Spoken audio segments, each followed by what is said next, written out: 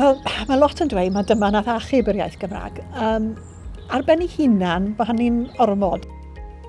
Beth nath Beibl 1588 oedd dangos bod yr iaith yn gallu bod yn iaith lenyddol, wych.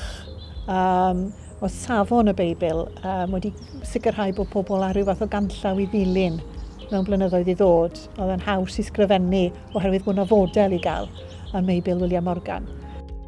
Anodd i chi guro'r farddoniaeth sydd yn Beibl 1588 a nath hwnna gosod y safon i bobl eraill i efelychu.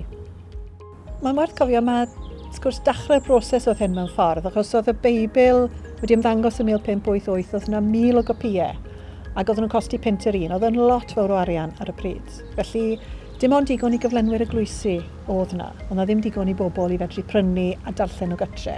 Erbyn 1630 fe gafwyd Beibl bach fel oedd yn cael ei alw, oedd yn tipyn llai o faint, rhywbeth gallai rhywun fod yn darllen yn unigol gytre. Felly cychwyn y broses oedd 1588, a ni'n gweld wedyn cyfnod hir o geisio sicrhau bod y Cymru yn gallu darllen dros nhw hunain.